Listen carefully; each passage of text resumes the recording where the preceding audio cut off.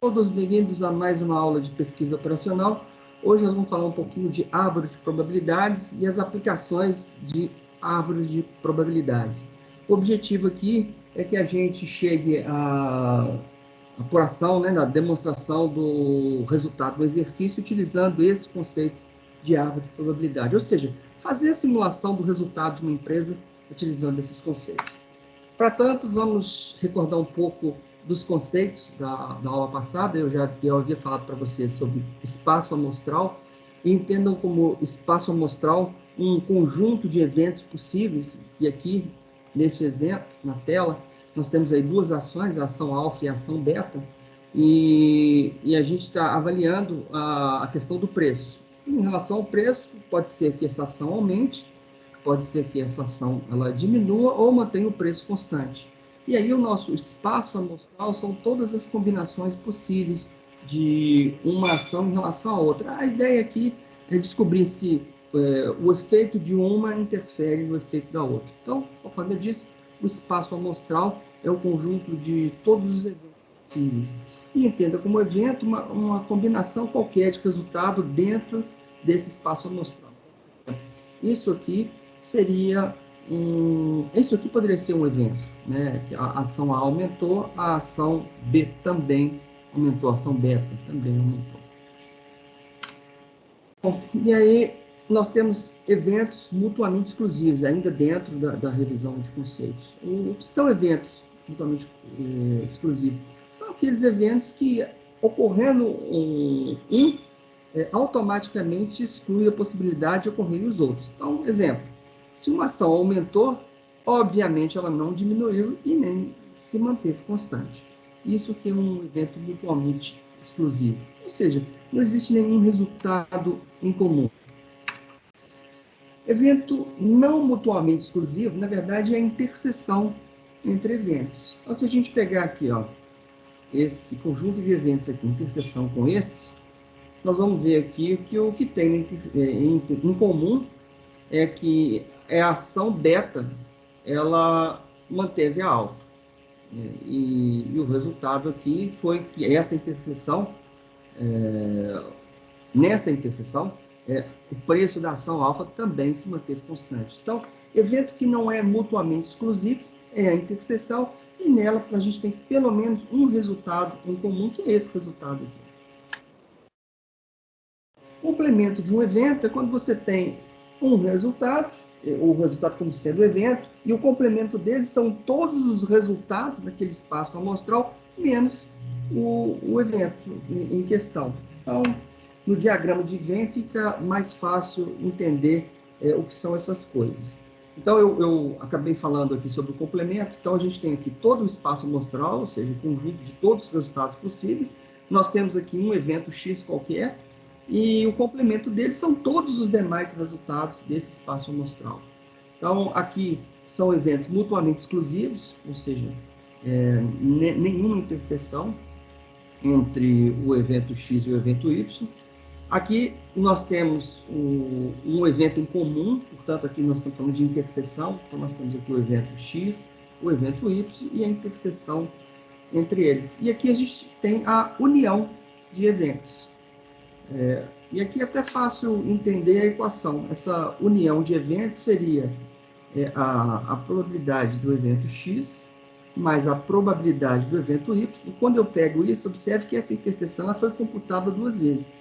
Então, eu preciso subtrair esse resultado em comum e eu já aproveito e já começo a falar de probabilidades.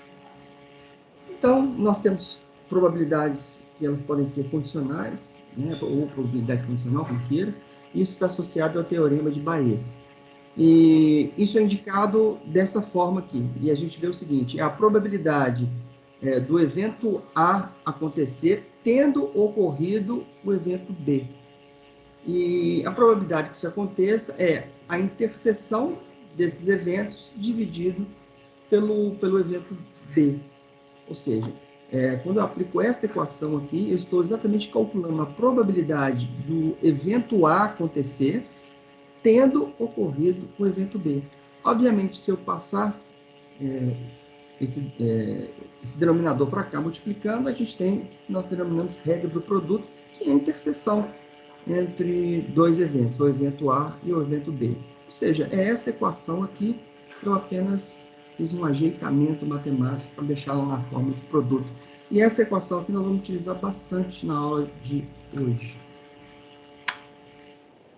Feitas as revisões, vamos tentar entender um pouquinho o que é algo de probabilidade. Primeiramente, vamos calcular uma probabilidade por meio do exercício 1. Então, nesse exercício, suponha que a gente tem uma população adulta onde 40% são homens e 60% são mulheres.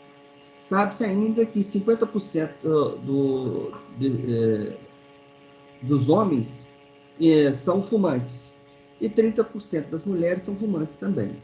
Então, desejo saber o seguinte: a probabilidade que uma pessoa escolhida ao acaso nessa população seja fumante. Observe que eu tenho populações diferentes, com percentuais diferentes, e dentro dessas populações, percentuais diferentes de fumantes. Bom, o nosso espaço amostral é o sexo, ou seja, nós podemos ter aí homens e mulheres. Obviamente, eu estou aqui excluindo todos aqueles outros sexos que hoje em dia politicamente correto considerar. Eu não me interesso por isso nesse momento. Aqui a gente está trabalhando com estatística e, neste caso, para estatística, nós temos apenas homens e mulheres. E aí nós temos alguns eventos, por exemplo, o evento H. A pessoa escolhida é do sexo masculino, ou seja, é um homem, considerado aqui no exemplo como homem. A probabilidade desse indivíduo ser homem foi dada aqui, ó. Ela é de 40% do meu espaço amostral. Então, a probabilidade pH, o P de H, né, é igual a 0,4. Lembrando, mais uma vez, que 40% é a mesma coisa que 40 dividido por 100, portanto, 40%, que é igual a 0,4. M são as pessoas escolhidas que são do sexo feminino, portanto, consideradas mulheres. A probabilidade de ser mulher também foi declarada aqui como sendo de 60%. Bom, nós temos outras probabilidades aqui. Bom, eu vou chamar de F o evento, a pessoa escolhida aleatoriamente, ela é fumante. E, obviamente, o complemento de ser fumante é ser não fumante. Aqui eu chamei de F de C, FC. Bom, vamos lá, resolver essa letra A. A probabilidade de essa pessoa ser fumante, tendo em vista que ela é homem, também foi declarada, é de 50%. Ao passo que a probabilidade de a pessoa ser fumante, tendo em vista que ela é uma mulher, também foi declarada, que é de 30%. Bom, então, pela regra da probabilidade, nós queremos saber se essa pessoa é fumante. Ou seja, é a interseção entre ser homem e ser fumante, mais a interseção entre ser mulher e ser fumante.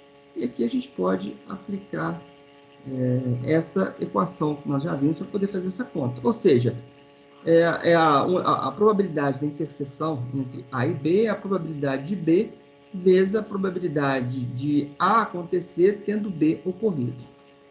Então, se a gente substituir isso nessa equação aqui, a gente chega nesse resultado. Ou seja, essa interseção aqui tem esse resultado. Essa interseção aqui é regida por essa equação aqui.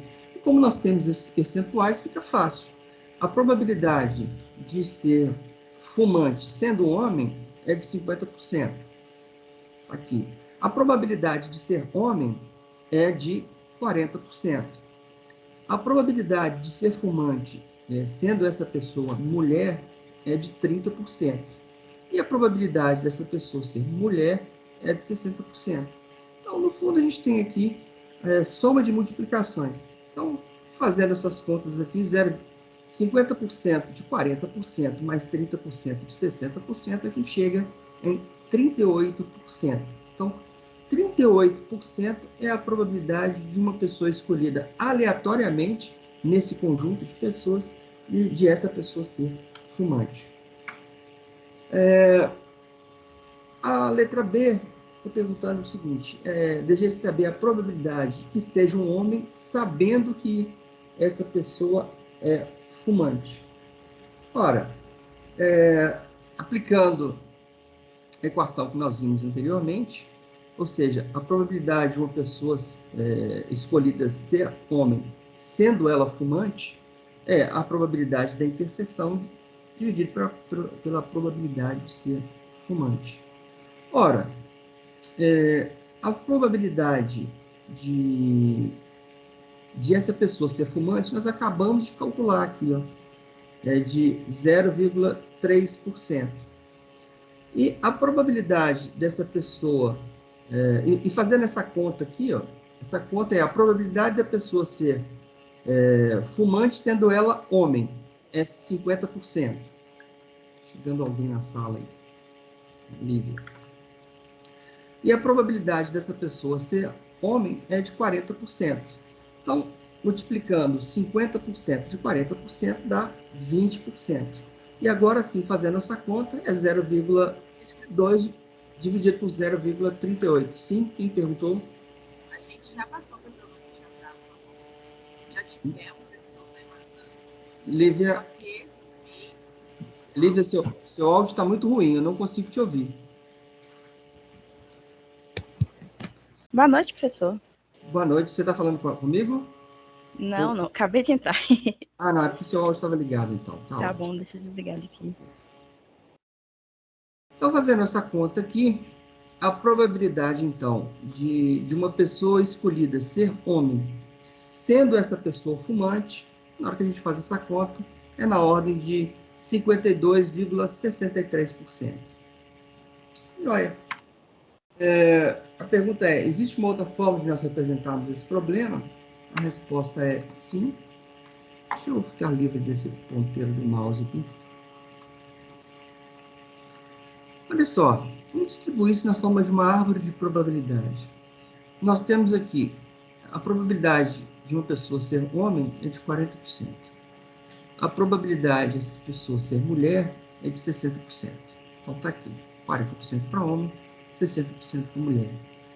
A probabilidade de ser homem e fumante, ela é de 50%, segundo aqui o exemplo.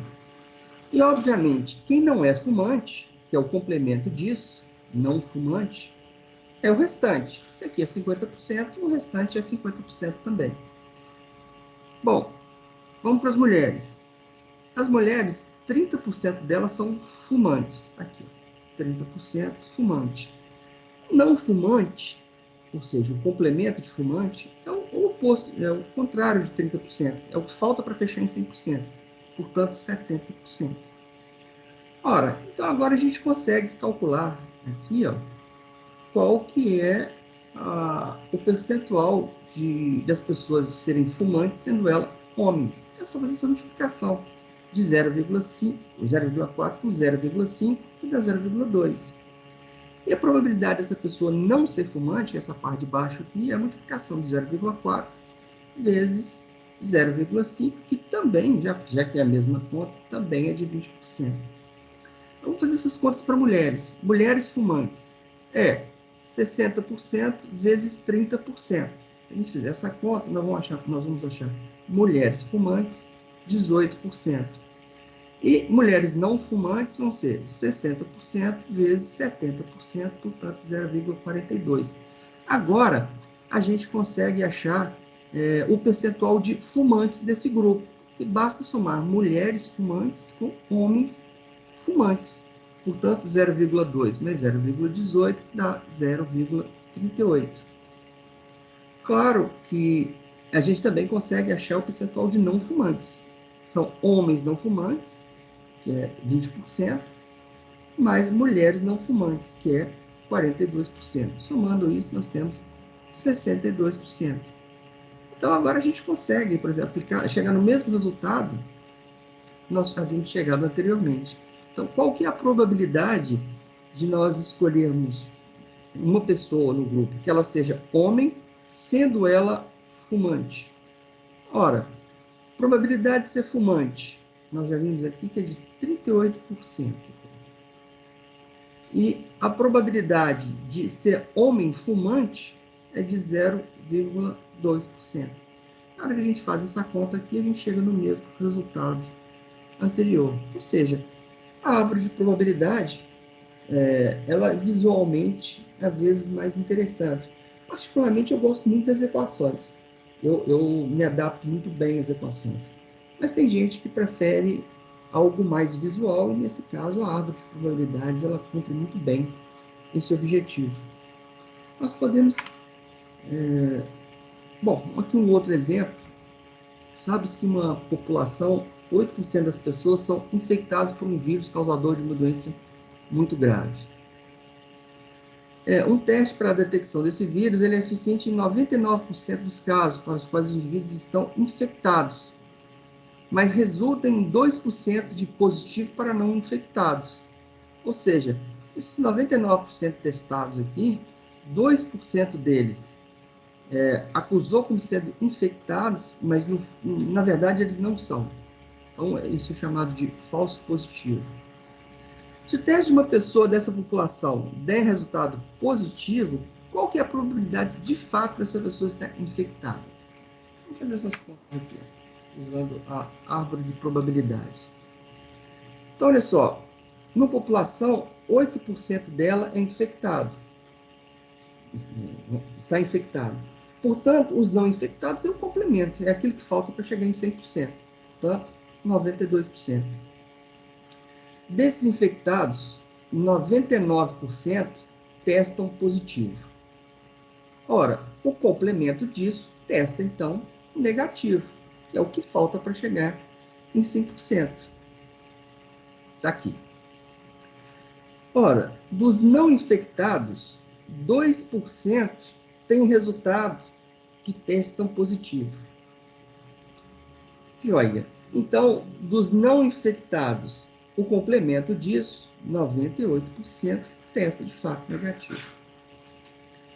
Ora, então, qual que é a probabilidade de um teste dar positivo? É esse resultado aqui, mais esse resultado aqui. São os dois grupos que testaram positivo, sendo esse aqui falso positivo. Então, se a gente somar isso, a gente chega em 0,96%. E os negativos, os que testam negativo, é só somar isso aqui com isso aqui que a gente chega nesse percentual. E isso aqui é exatamente são complementos, né? Um é complemento do outro. Ora, então, a probabilidade de uma pessoa estar infectada, tendo ela testado positivo, é só a gente pegar aqui a probabilidade da pessoa testar positivo, que é esse resultado aqui, perdão, é a probabilidade dessa pessoa testar positivo, sendo ela infectada, tá aqui, ó, que é 0,972. Ou seja, é os que testaram positivo estando de fato infectados e os que testaram positivo dando falso positivo. Esse é o total. Então, se a gente dividir a parte pelo todo, aqueles que testaram positivo, dividido por esse total, a gente vai chegar na probabilidade essa probabilidade aqui que nós queremos, que é a probabilidade de um indivíduo estar infectado, tendo ele testado positivo. Quem está infectado? Repito, quem está infectado é essa turma aqui. E quem testou positivo? É essa turma aqui, mais essa turma aqui. Queridos, tranquilo até aqui? Gerar um silêncio como sim. A árvore de probabilidade ela também pode ser usada para outros cenários, para a gente fazer algum tipo de prospecção, para algum tipo de projeção. Então, isso aqui foi um trabalho que eu fiz um tempo atrás. Era um software que queria ser lançado, né? Um conjunto de pessoas estavam desenvolvendo esse software não foi lançado ainda. Eles estão em desenvolvimento, já tem 6 anos. E a ideia aqui era fazer uma projeção do número de usuários desse software. Para isso, eles se baseavam em número de usuários da rede particular e número de usuários de ambas as redes, né? Tanto particular quanto o SUS. E aí, veja bem, eles queriam fazer a projeção do número de usuários desse software baseado no número de usuários de ambas essas redes. E aí, era preciso, então, lançar a mão de alguns cenários. E os cenários possíveis eram um cenário otimista, ou seja, eles conseguiriam ter vários clientes, né, desses dois tipos de atendimento de saúde, usando esse software. Haja visto que esse software, a ideia é que ele seja gratuito. Né? A ideia desse software é que as pessoas tenham um controle pessoal de saúde. Então, todas as vezes que eles forem ao médico fazer algum tipo de consulta, isso ficaria registrado lá com o médico, mas seria disponibilizado também para os pacientes, para que eles também acompanhassem esses resultados e tivessem esses resultados em mãos a qualquer tempo e hora. Então, foi feita uma prospecção onde se teria um resultado otimista, um resultado razoável, que era um resultado esperado, e um resultado muito ruim na aceitação para a utilização desse software. Portanto, um resultado muito pessimista.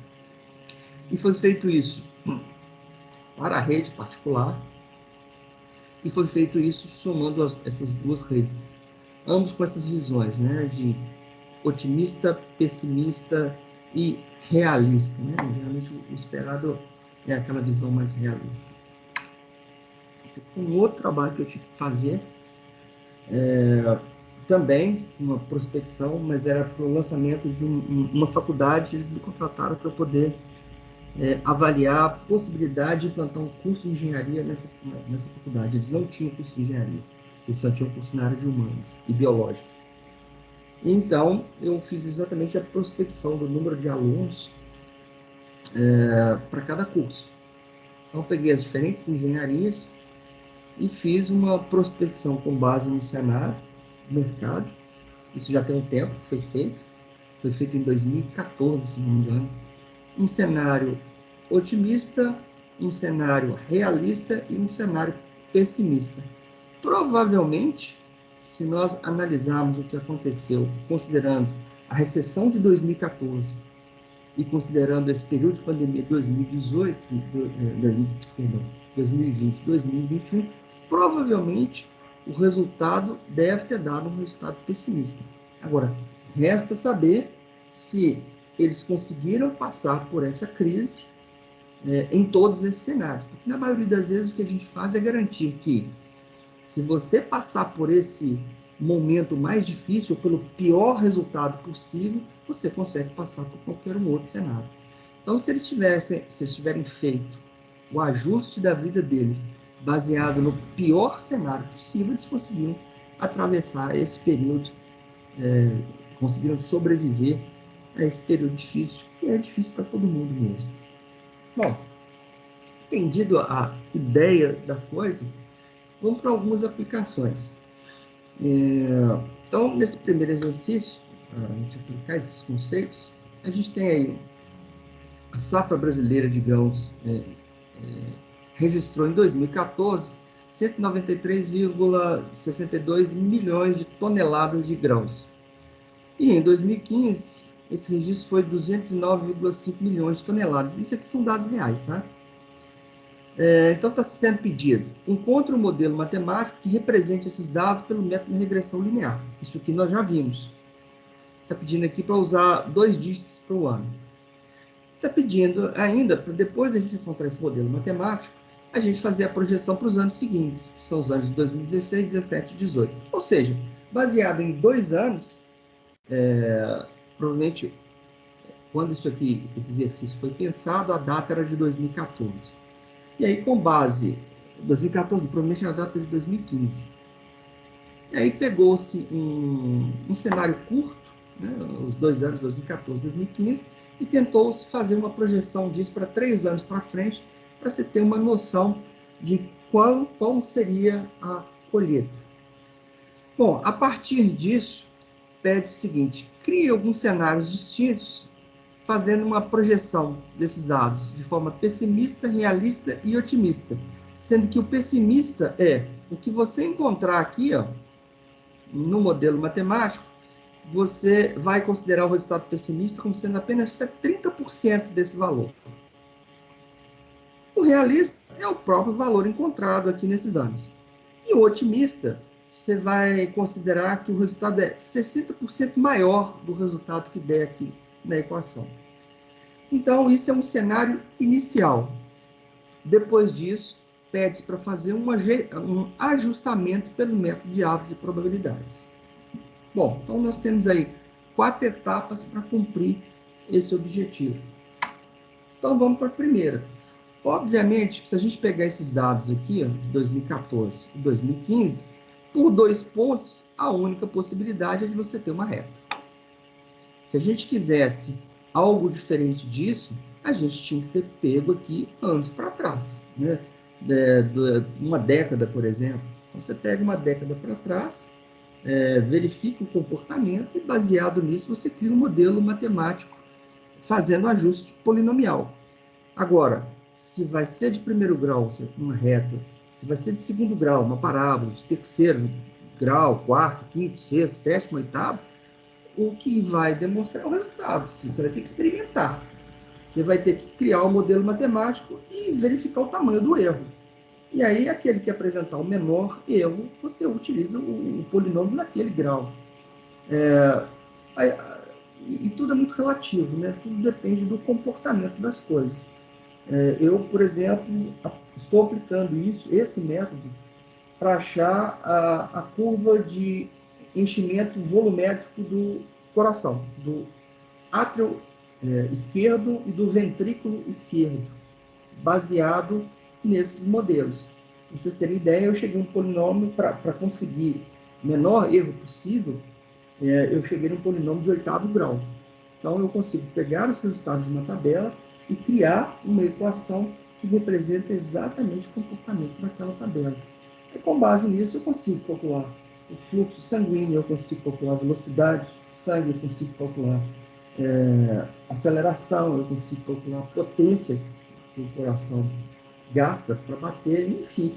E aí a gente consegue fazer alguns estudos interessantes para poder detectar se esse indivíduo está com problemas ou não. Mas tudo isso graças a modelamento matemático. E, bom, então, retornando aqui ao nosso exemplo. E aí, eu estou, para fazer isso, utilizando apenas 2 anos, correndo um risco aí de cometer um erro grande. Mas é o que se tem disponível, que nós vamos utilizar. Então, aplicando esse método de regressão linear, a gente chega nessa equação aqui.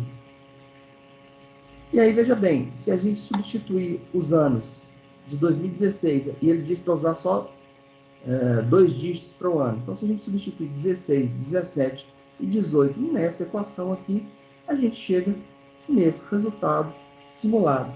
Aqui a gente precisa de uma pausa para meditação. Esses modelos matemáticos, a gente consegue calcular o grau de exatidão deles, que é chamado de R2. Nós já vimos isso em aulas passadas. Esse R2, ele só vale para dentro do intervalo de discurso. O nosso intervalo de discurso aqui, ele é 2014 até 2015. Então, essa equação, ela consegue representar muito bem dentro desse intervalo. Fora desse intervalo, eu não posso garantir que o acerto é o R2. Essas equações, geralmente eu gosto de trabalhar com modelos matemáticos que me dão 95% de precisão, mínimo de 95%. Porque às vezes você está lidando ali com fenômenos, por exemplo, a potência do coração. Se você pega uma equação que erra muito, acaba que você também erra muitos resultados. E a derivada, ela é muito sensível a erros. Né? Geralmente, os valores, quando você deriva, eles erram bastante. Por isso que eu preciso de modelos que tenham um grau de precisão acima de 95%. Agora, é acima de 95% dentro do universo de discurso, que no nosso exemplo aqui é de apenas 2 anos. Agora, observe vocês que foi projetado aqui para fora do universo de discurso. Então, eu não posso garantir, por exemplo, aqui não foi mostrado o R2 dessa equação, mas provavelmente é algo em torno aí de 99%. Eu não posso garantir que fora do intervalo de discurso, esse acerto ele é nessa ordem de acima de 95%. Mas se eu não posso garantir, por que eu vou utilizá-lo? Porque é o melhor jeito de você fazer uma projeção de dados. Você pode usar também interpolação. Agora, interpolação, como o próprio nome indica, é entre polos. Ora, neste caso aqui, entre polos seria entre este polo e este polo. Você pode fazer uma extrapolação? Pode, também. Foi o que eu fiz aqui, só que eu fiz essa extrapolação por meio de modelos matemáticos. Então, apesar de correr-se o risco de se cometer erros grandes às vezes, é o melhor caminho que você tem para poder fazer uma projeção, é o modelo matemático. Como é que você minimiza esse erro? Você inclui, passado 2016, você inclui os dados reais e torna a efetuar o cálculo e torna a projetar mais um ano para frente, mais 3 anos para frente. Passado mais um ano, você coloca mais uma vez os dados reais e projeta mais 3 anos para frente. Com isso, você vai minimizando o erro, principalmente próximo ao ano seguinte. Então, você tem um resultado bastante razoável para o ano seguinte e para os outros anos, você tem ali um erro maior. Mas, de qualquer forma, você consegue fazer uma projeção e uma previsão com um grau de acertabilidade bastante razoável quando você faz essas atualizações no modelo matemático. E o que você quer é exatamente isso, prever o que vai acontecer. Daí a importância de a gente utilizar esses métodos, ou esse método propriamente dito.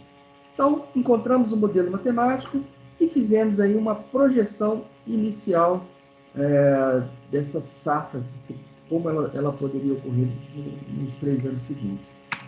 Agora, o que a gente precisa fazer, a partir dos resultados do cálculo matemático, a gente fazer uma projeção inicial ajustada nos moldes que foi pedido aqui. Então, o que foi pedido aqui? Para você considerar o pessimista como 30% desses resultados aqui. Então, se você pegar 30% de 222,45 milhões de toneladas, você chega nesse resultado pessimista aqui. 30% a menos aqui, em relação ao realista. Então, aqui, observe que esse em azul é o próprio realista.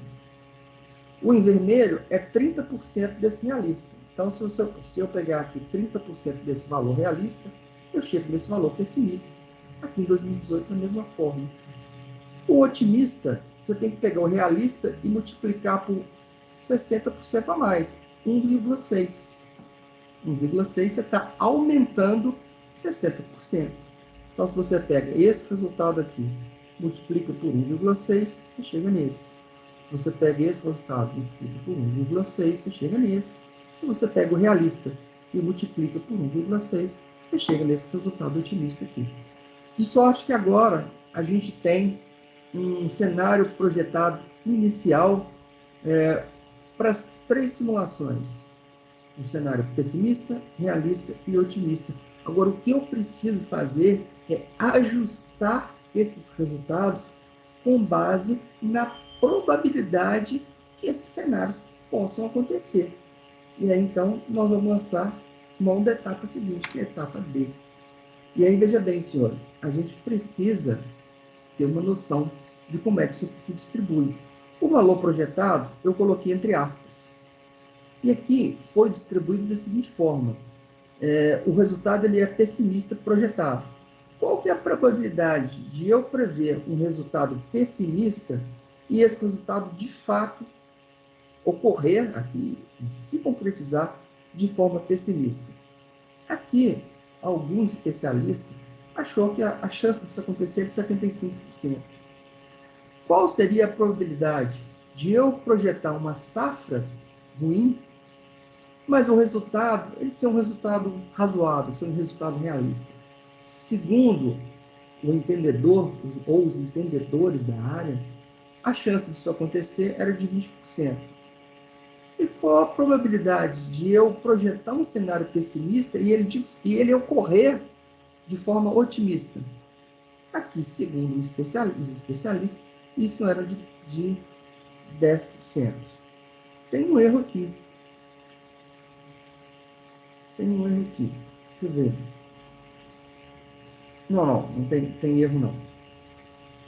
É porque esse percentual tem que fechar em 100%, é nesse sentido aqui, ó. Ele de fato ocorreu como? Ele ocorreu em 100%. Mas, então, esse 100% poderia ser,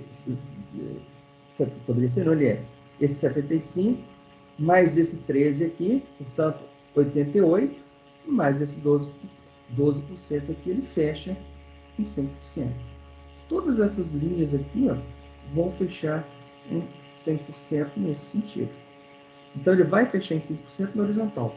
Na vertical, não.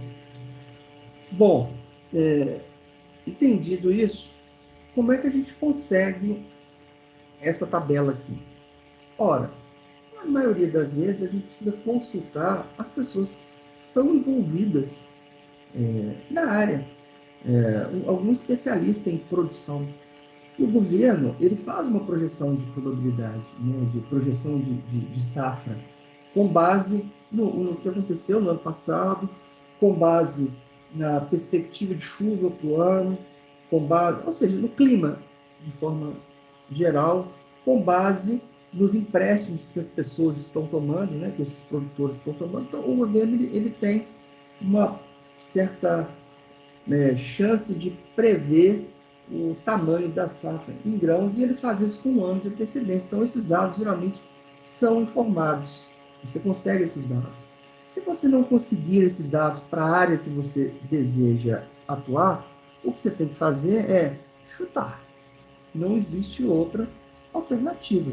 Você precisa distribuir isso na forma horizontal em 100%, e você vai ajeitando na forma vertical para que isso seja o mais razoável possível. Você pode, inclusive, tomar um cuidado para que na vertical isso aqui também feche em 100%. Enfim, mas não há obrigatoriedade disso. Então, você chuta inicialmente, valida isso à medida que esse cenário for acontecendo, verifica o quanto de erro que você cometeu, ajusta essa tabela e calcula de novo para o ano seguinte. Ora, passado um ano, passado 2 anos, passado 3 anos, a sua experiência e os resultados reais vão mostrar como é que essa tabela de fato ela se distribui. Então, senhores, se vocês não conseguirem essa informação no mercado, se vocês não conseguirem essa informação com os especialistas da área, chutem.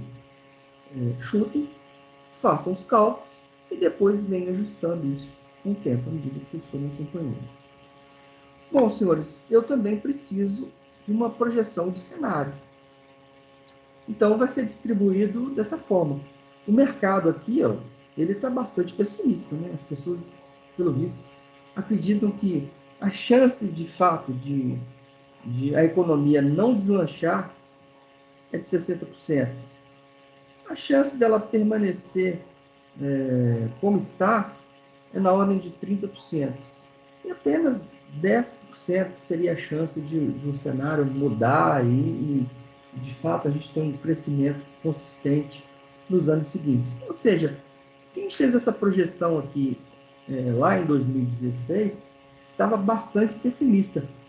Há de se recordar, né, ou de se observar, que 2014 foi o início da recessão mundial, inclusive. O Brasil até passou razoavelmente por ela. Eu me lembro que o presidente na época era o Lula, ele até chegou a dizer que para o Brasil foi uma marolinha. Mas, de qualquer forma, as previsões ali nos primeiros anos, elas eram bastante pessimistas. Então, provavelmente com base nesse pessimismo, né, que esses percentuais foram distribuídos dessa forma. Pode até ser que no ano seguinte, no ano de 2017, verificado o que aconteceu no ano de 2016, fosse possível voltar aqui, reprogramar essa tabela e recalcular tudo novamente, fazendo projeções para os anos seguintes. seguintes. Mas a projeção para o ano de 2017, o ajuste para o ano de 2017, necessariamente deveria ser feito com base numa perspectiva bastante pessimista. Bom, aí, isso aqui, desenhar uma árvore de probabilidades aqui, para um cenário desse, um cenário grande, seria difícil visualizar. Então, as equações são essas, são equações que nós já vimos. Então, olha só, qual seria a probabilidade de um cenário pessimista acontecer, né? E observe que está entre aspas, portanto, está se estimando, tudo que está entre aspas é uma estimativa.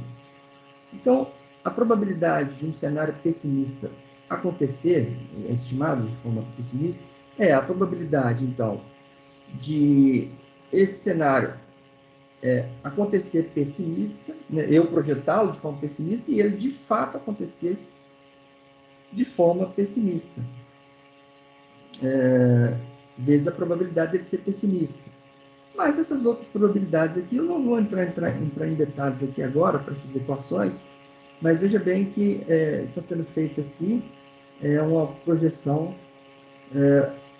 Você tem três pontos aqui, né? Você tem a projeção do cenário pessimista, sendo ele acontecendo de fato pessimista, sendo ele acontecendo realista, sendo ele acontecendo otimista.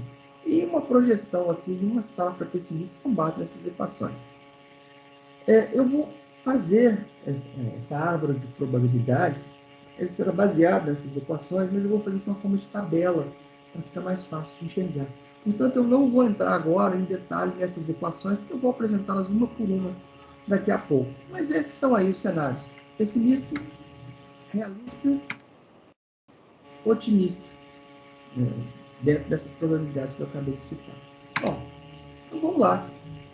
Então está aqui a nossa árvore de probabilidades, mas colocada na forma de uma tabela. E a gente precisa, então, preencher essas tabelas. E nós vamos começar preenchendo com base com o que nós temos. Então, o que foi feito aqui foi distribuir essa tabela. Distribuiu isso para cá. Isto para cá. E isto para cá. Que são essas probabilidades aqui. A probabilidade de um cenário pessimista, eu projetar um cenário pessimista, mas ele ocorreu, tendo ocorrido de forma pessimista. Enfim, preencher essa tabela e aí, por fim, a gente preenche essa última aqui. Ó. Ela está aqui. Agora, nós vamos calcular isso aqui baseado nessas probabilidades aqui, cada uma delas. Como é que a gente faz isso? Aplicando aquelas equações lá. Para tornar a coisa mais visual, eu coloquei as cores. Então, este cálculo aqui é exatamente esta equação aqui. E aí eu vou usá-la de forma mais visual, ou seja, vou utilizar as cores. Então, meus queridos, este cálculo aqui vai ser azul vezes azul, mais verde vezes verde, mais roxo vezes roxo. Ou seja, exatamente essa equação aqui. Na hora que eu fizer a soma dessas multiplicações, eu vou chegar aqui num resultado projetado pessimista de 52%. Vou repetir esses cálculos no realista, na projeção do realista, pegando aquelas equações lá atrás, seguindo o mesmo raciocínio. Então é azul vezes azul, verde vezes verde, roxo vezes roxo. Na hora que eu fizer a soma dessas multiplicações, eu chego aí em praticamente 34% de uma projeção realista. E repito esse cálculo para a equação do otimista, que é essa equação aqui.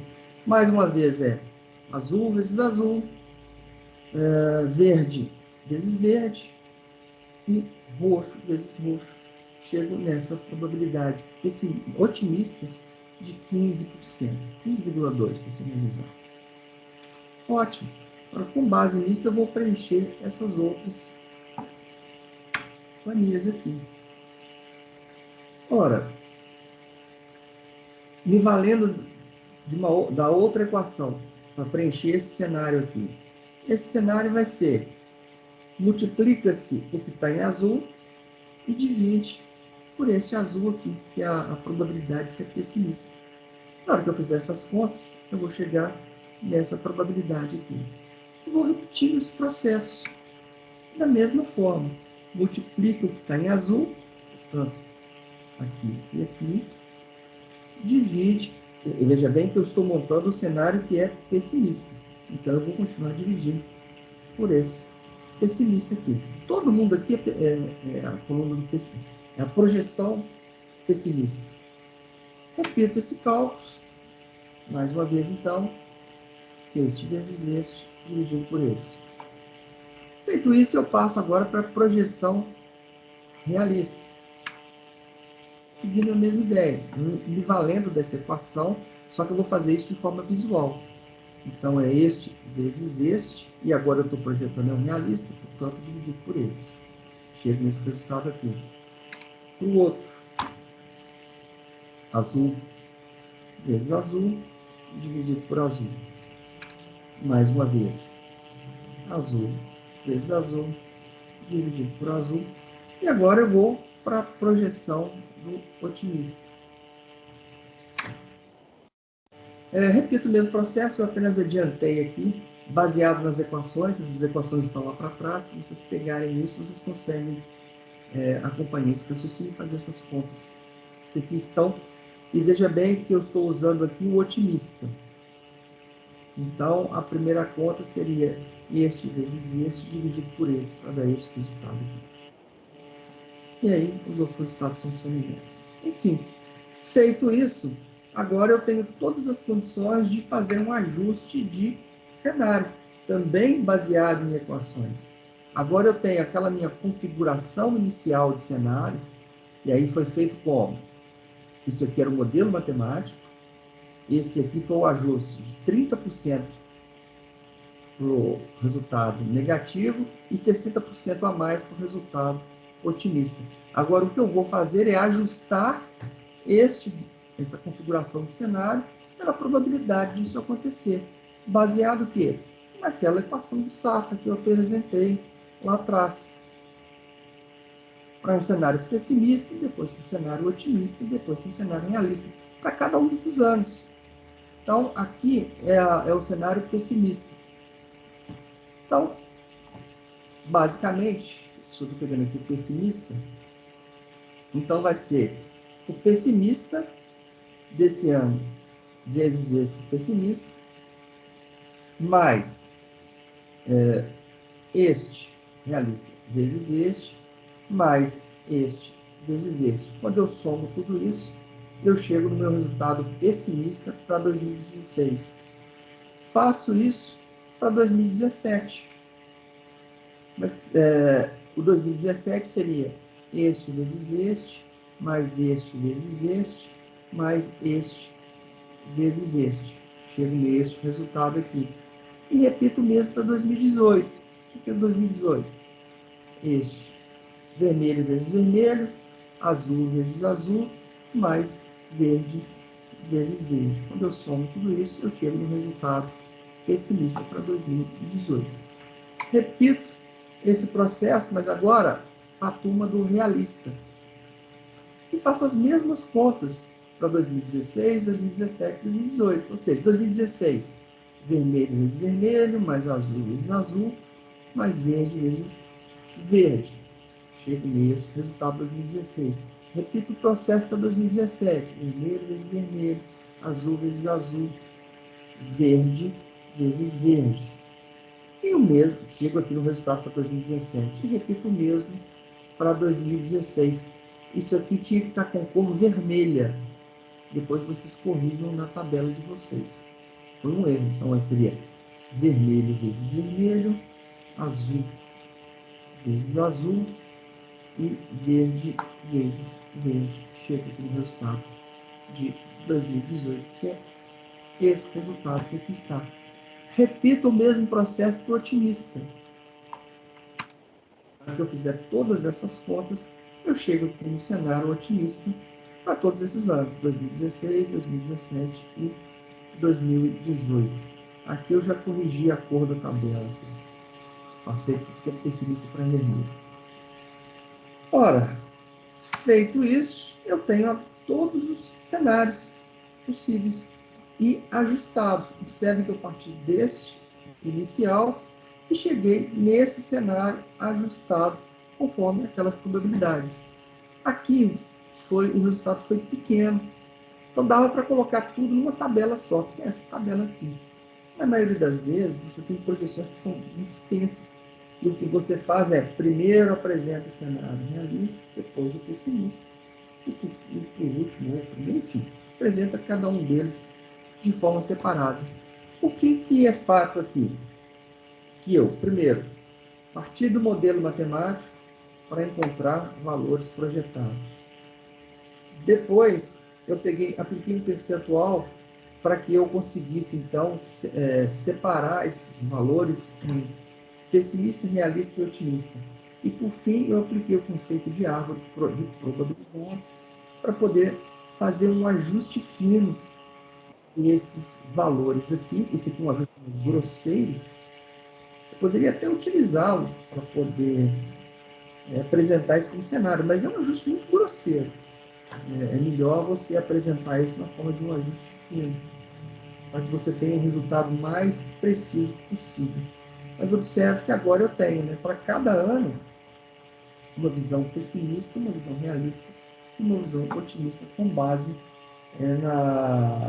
na árvore de probabilidades. Um resultado parecido, e esse resultado também é real, a Vale ela produziu 360 milhões de toneladas de minério de ferro em 2014 e 425 milhões em 2015. Baseado nisso, está pedindo as mesmas coisas para você criar um modelo matemático de regressão linear, para você fazer as projeções para esses mesmos anos, 2016 e 2018, você aplicar o mesmo cenário, 30% para o pessimista e aumentar 60% para o otimista e fazer um ajuste. Ou seja, basicamente os mesmos exercícios, mas trocando o contexto. Mais uma vez, utilizou-se 2 anos apenas. Você corre um risco. Quando você pega 2 pontos, por 2 pontos você só consegue passar uma reta. Você corre o risco de não ter de essa equação da reta ela errar bastante com relação ao que de fato está acontecendo em termos de produção. Particularmente, eu aconselho você pegar vários anos, 4, 5, 6, uma década, e fazer um modelo matemático baseado neste gráfico. Você plota o gráfico, vê mais ou menos o jeito dele em 10 anos, e você vai ter uma noção se por uma reta dá para aproximar, se por uma parábola, se é por polinômio de terceiro, quarto, quinto, enfim, o grau do polinômio qualquer ali, você testa isso para chegar num bom modelo matemático que consiga descrever o comportamento desse mercado que você está analisando da forma mais precisa possível, ou na pior das hipóteses, com erro apenas de 95%, com erro apenas de 5%, perdão. Um modelo matemático que erra apenas 5% é um excelente modelo matemático, você pode fazer as projeções ali, e aí é aquilo que eu digo, dentro do universo de discurso ele acerta 95%, fora do universo de discurso ele vai errar mais do que isso, obviamente. Daí a importância de você, ano a ano, pega o real, acrescenta, faz a projeção para mais 3 anos. No ano seguinte você pega o real, projeta por mais 3 anos, porque aí sempre no ano seguinte a chance de você acertar ela é grande. Mas enfim, foi feito aqui o modelo matemático baseado em regressão linear, conseguiu-se essa equação aqui, projetou-se aqui 16, 17 e 18, substituiu esses números aqui, no valor de x, chegou-se nessa produção de minério de ferro aí em milhões de toneladas para esses anos.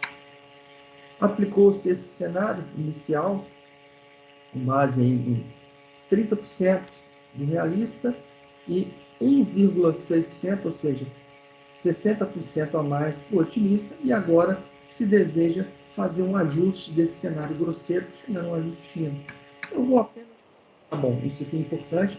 Esse cenário aqui parece que os especialistas mexeram nele, e ele aqui agora, ele está fechado em 100% nesse sentido, e 100% nesse sentido aqui também. Bom, provavelmente consultou-se algum especialista de fato aqui. Aqui também, aqui já não está fechado em 100% nesse sentido. Aqui também não. Mas observe vocês que na horizontal está. Então, enfim. Repito, você não tem a obrigação de fechá-lo na vertical, mas na horizontal sim, porque isso aqui são dados reais. Então você precisa de fato se preocupar em fechá-lo na horizontal. Se você somar aqui, ó, 20 com mais 30, 50, com mais 30, com mais 50, 100%. Aqui também você tem que fechar isso em 100%. Então, foi colocado um cenário diferente do primeiro exercício. E aí agora é fazer aquele ajustamento ou apenas apresentar para vocês o resultado, e aí depois vocês façam todas essas contas baseadas naquele primeiro exercício. E aí, na hora que você faz esses ajustes de cenário, você chega num ajuste fino aqui para cenário pessimista, realista e otimista. A cada um desses dados aqui eu não apresentei esses dados dessa forma. Aqui poderia ter feito, eram poucos dados, poderia ter apresentado assim de uma forma linear. Enfim, espero que vocês tenham entendido. Último exercício. Esse exercício agora está dizendo que uma produção mensal de leite numa cidade, isso aqui provavelmente não deve ser dado real, senão teria sido colocado aqui o nome da empresa, mas enfim. Essa, provavelmente, empresa fictícia produz 3,47 milhões de litros em janeiro. Aqui a informação agora é mensal. Aqui foi dado 3 meses, né? Janeiro, fevereiro e março. Nesse contexto, pede-se as mesmas coisas. Agora aqui, ó, o cenário pessimista, ele é apenas 15% do modelo matemático que vocês encontrarem. E o otimista, ele é 30% maior apenas. Então, baseado nisso, chegou-se também numa reta, apesar de ser 3 pontos, por 3 pontos você passa algo diferente de uma reta. Mas provavelmente, plotado esses 3 pontos no gráfico, ele deve ter se assemelhado a uma reta. Por isso fez-se a opção aqui de uma regressão linear. Provavelmente, imagino que seja isso. Essa equação aqui, na hora que você substitui os outros meses, 04, 04, 5, 6, 7, enfim, projetou-se apenas 3 meses para frente. 4, 5, 6. Na hora que você substitui 4 aqui, você chega nesse valor. 5 na equação você chega nesse. Na hora que você substitui 6 aqui, você chega nesse resultado. Com base nisso, então, você aplica 15% disso aqui, dá isso. E se você aplicar 1,3%, que é aumentar 30%, 30% maior, significa isso, multiplicar por 1,3, você chega nisso, que é aí a primeira projeção que você fez, separando em 3 cenários diferentes, mas um ajuste bastante grosseiro. E aí o que você faz é aplicar a árvore de probabilidade, o cenário foi mudado novamente, então a gente tem aqui 65 mais 10, 75, mais 25, 100, 70 mais 15, 85, mais 15, 100, 25 mais 30, 55, mais 45, 100%. Aqui também chegando em 100%, distribuindo isso, fazendo esses cálculos, vocês chegam nessa tabela e fazendo o ajuste fino da forma que foi feito anteriormente, você consegue então chegar nesses cenários pessimista, realista e otimista. E, mais uma vez, preferiu-se aqui por algum motivo apresentar isso de forma separada e não tudo junto como foi apresentado aqui. Mas, de qualquer forma, isso aqui é o ajuste, essas tabelas, né, são o ajuste fino dessas outras tabelas aqui. Bom, senhores, Um exemplo de aplicação, isso aqui é a demonstração do resultado de um exercício, uma DRE. Isso aqui é um ajuste contábil. Então, se a gente for lá na contabilidade da empresa, ela está lá. Ela tem uma receita bruta, ela tem deduções, descontos, comissões, né? Então, pode ser que ela tenha dado desconto para quem pagou adiantado, enfim, pagou-se comissões para vendedores, então tudo isso é apontado em separado. Perda por devedores duvidosos. Isso aqui é o cano que você toma. Você vendeu a prazo e não vai receber. A empresa faliu, enfim. Geralmente você lança isso como perda por devedores duvidosos. Você até tenta receber depois na justiça, mas na contabilidade você precisa lançar isso como perda. Para que você chegue, então, no resultado líquido. Aqui parece que foi feita uma projeção em meses, né? Projetou-se 2 meses. Isso aqui, na verdade, eu projetei para 120 meses para frente, esse resultado aqui. Bom, isso aqui é receita líquida. Dessa receita líquida, você tem que descontar folha de pagamento, serviço de terceiro, o que você gastou com marketing, com despesas operacionais. Aqui, provavelmente é aquela empresa de software lá, é a conclusão do trabalho apresentado para eles. Despesas com armazenamento de dados, despesas com tráfego de rede, outras despesas. Para se chegar, você pega a receita líquida, subtrai isso dessas despesas para você chegar no EBITDA. EBITDA é uma sigla em inglês. Hoje se adota a contabilidade mundial. E a contabilidade mundial tem essa sigla, que chama EBITDA. É o antigo Lagida da contabilidade. Lagida, ou EBITDA é a mesma coisa, significa lucro, amortização, juros, esse de impostos, juros, Lagida, lucro, amortização, depreciação, impostos, enfim, agora eu me esqueci da sigla. Vou escrever aqui de novo. Lagida. Impostos, depreciação. Já lucro antes, juros, Lucro antes. imposto sobre o lucro, depreciação e amortização. Obrigado. Eu tinha esquecido o nome desse termo aqui. Isso aqui é lucro antes. Obrigado. Isso. Você é contador também? Não. Eu trabalho na área comercial, então eu uso isso muito. Maravilha. Então você sabe do que eu estou falando. Sei. Então tá. Bom, desse EBITDA, então, você debita as empresas financeiras, os impostos, as depreciações, as amortizações e essas receitas ou despesas não operacional, para aí você chegar no seu lucro de fato. O lucro de fato da empresa é esse aqui. E aí você faz as projeções um cenário pessimista e um cenário realista. E observe vocês o seguinte: depois de você chegar num resultado pessimista, obviamente, isso aqui vai chegar num valor, resultado negativo. E aí o que você faz? Você começa a mexer em todo o seu processo, você começa a fazer os seus ajustes, vai ajustando até que você torne essa operação positiva. Como é que você vai ajustar isso? Enfim, você tem que ver como que você vai fazer isso, aonde você vai retirar despesas.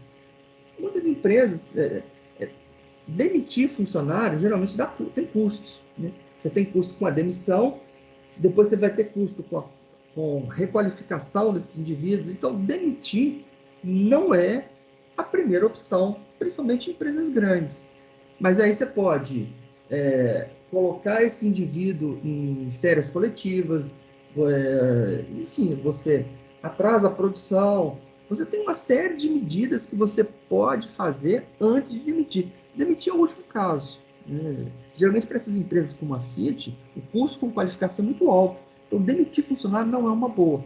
Então, eles vão fazendo uma série de manobras e verificando o resultado. E vai ajustando isso até que você tenha esse resultado acumulado aqui. Ele pode até ser negativo um mês, mas você tem que tornar esse resultado acumulado aqui positivo.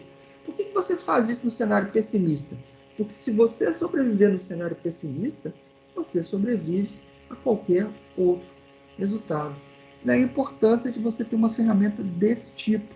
Daí a importância de vocês conseguirem fazer esses cálculos para que torne possível, depois de vocês entenderem o que é o EBITDA, depois de vocês entenderem o que é a demonstração do resultado do exercício. Tem empresas que vai ter uma série de coisas aqui que eu não coloquei, assim como as despesas também não, eu coloquei algumas poucas aqui, enfim, vocês vão explodir isso conforme a necessidade da empresa lá, mas vão fazer todos esses cálculos, todos isso são vários modelos matemáticos que são feitos para que você consiga chegar nesse resultado. Meus queridos, eu vou parar a gravação aqui, porque eu cheguei no final, e aí a gente vai para o bate-papo. Eu vou parar a gravação só para não ficar muito extensa.